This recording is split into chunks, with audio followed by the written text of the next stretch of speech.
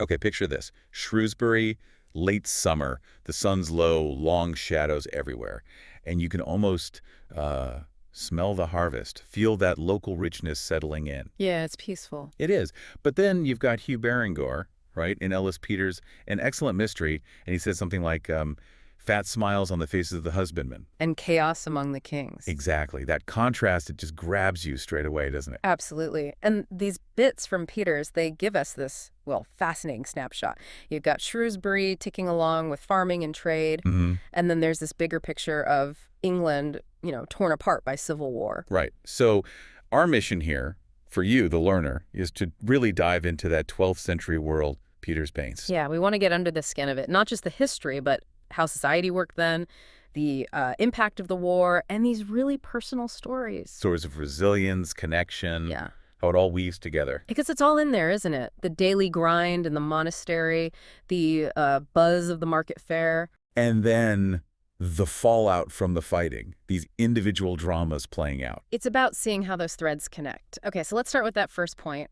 Hugh makes local stability versus distant trouble. What's that telling us? Well, Hugh being happy about the harvest, it's not just nice weather, is it? It shows how much places like Shrewsbury depended on themselves, on their own land. Right. His satisfaction is tied directly to the local community's well-being. But then, boom, news from Winchester starts trickling in. And suddenly that local bubble feels a bit smaller. Exactly. It reminds you that even if you're okay here, what's happening out there still matters. And the way news travels, it's slow, isn't it? So slow. Just rumors, little snippets. Creates this unease, you don't have the full picture. But there's that gut feeling, isn't there? That bad news, it finds a way. Cadfael says as much. Yeah, that sense of foreboding. Yeah. Makes you wonder how people coped with that kind of uncertainty back then. Definitely. And you can already see the ripples from Winchester reaching Shrewsbury. The fair isn't quite as busy. So a direct hit to the local economy, even if it's not, devastating. Right. A tangible consequence. But what's also really interesting is who does still show up. The wool merchants. Yeah, from Flanders. Yeah. And traders from Wales. They still make the journey. That tells you something, doesn't it? About how strong those trade links were, maybe how necessary. It suggests a certain tenacity, that the need for trade, for commerce, it kind of pushes through even the danger of war. Makes you wonder about those economic forces. Like everyday life, just finding a way to keep going, even when things feel shaky. And then you have the beggar. Oh, yeah, the beggar with the story about Winchester, smoke and fire. Exactly.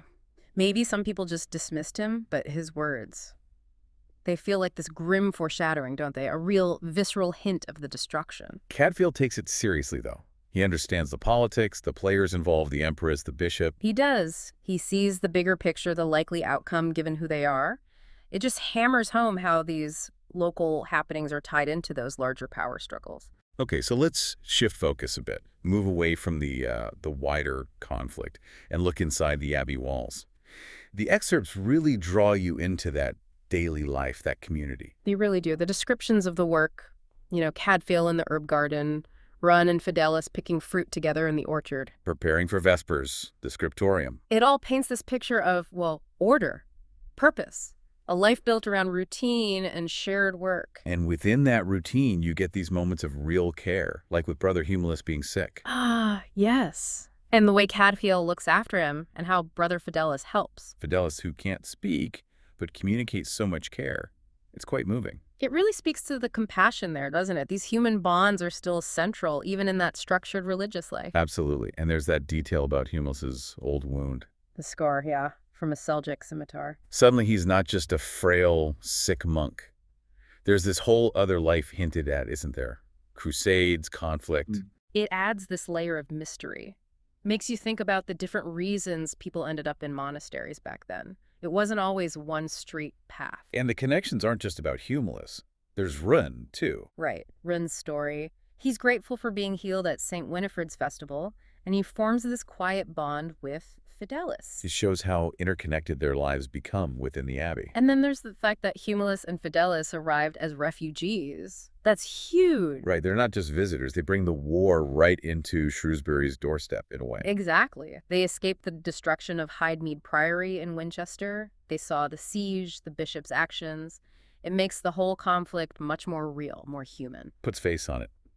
You have to think about what it meant to flee like that, to find refuge. And it affects the whole community. Yeah. We also see the Abbey's internal workings, Prior Robert and Cadfael's interactions with him. Yeah, there's respect for the rules, but Cadfael, he has his own way of doing things sometimes, doesn't he? He definitely has an independent streak, willing to bend the rules a little when he thinks it's necessary. Okay, let's talk about some of the individuals who really drive the plot forward.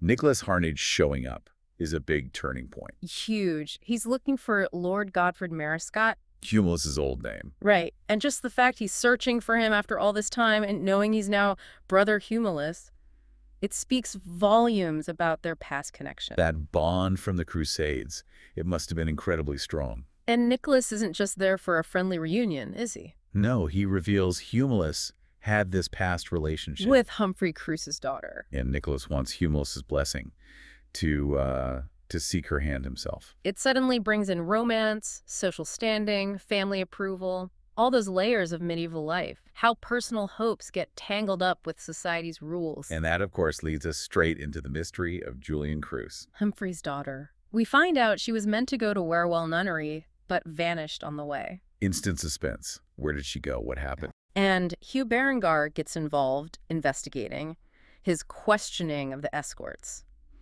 It's fascinating to see how detective work worked back then. Mostly talking to people, looking for holes in their stories. Exactly. And he finds inconsistencies, especially with one of the escorts, Adam Harriet. It shows how hard it was to get a straight answer, how easy deception could be. Then they find Julian's things being sold in Winchester. Yeah, her ring, candlesticks, sold by someone matching Adam Harriet's description. It's really bad for Harriet and for Julian.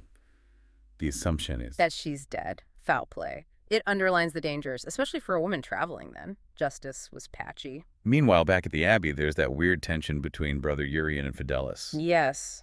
Those interactions are quite unsettling, aren't they? They are. What do you make of that? Well, it hints at something hidden, doesn't it? Maybe some past issue. Or just Urien's own inner turmoil bubbling up. It shows that even in a monastery, things aren't always serene. Human emotions are still messy. So you've got these strands of secrets and devotion running through everything. Yeah. Fidelis's silent care for Humulus is just profound. It really is. Their bond goes beyond words. It's pure loyalty, pure compassion. And Rune sees what's going on with Urien, and he's protective of Fidelis, protective of whatever Fidelis is hiding. Yeah, Rune's role is interesting. He observes, he understands things, he feels that loyalty to Fidelis. It shows this network of quiet support among the younger brothers. That Humulus makes that final request to go back to Sultan, his birthplace. With Fidelis. With Fidelis. Such a poignant wish. What's the significance there, do you think? I think facing the end, he wants to reconnect with his origins. And taking Fidelis, the person who means so much to him now, is like bringing his past and present together, finding peace. A way to close the circle? Something like that. Connecting with his roots, with his most trusted companion beside him. But then, the storm on the river. It's so sudden, so tragic. Awful. Just a stark reminder of how fragile life was, how unpredictable things could be. Nature's power. And Nicholas hears the news. He must be devastated. And it fuels his anger towards Adam Harriet, who he thinks killed Julian. Completely. He's grieving Humulus and Fidelis, and now he's absolutely set on bringing Harriet to justice for Julian. But then, the twist. The biggest twist. Sister Magdalene arrives. With a letter saying Julian Cruce is alive. Alive and well, living at Sopwell Priory under a different name. It just turns everything upside down. Totally changes the game. What does her being alive and her explanation tell us? Well, it suggests she chose this path, right? Maybe she didn't want to go to Warewell. It hints at her own agency, her desire to control her own life, even within the limits of the time. Escaping expectations, maybe? Possibly. It definitely complicates things and makes you see her not just as a victim, but as someone making choices. So we swing from tragedy and assumed murder to, well, surprise and relief, but also questions. It's a masterclass in showing how appearances can be wrong. So what are the lasting impressions from all this? Well, Julian comes back for the Mass for Humulus and Fidelis. That feels important. It does. A kind of closure. And Nicholas's reaction when he sees her.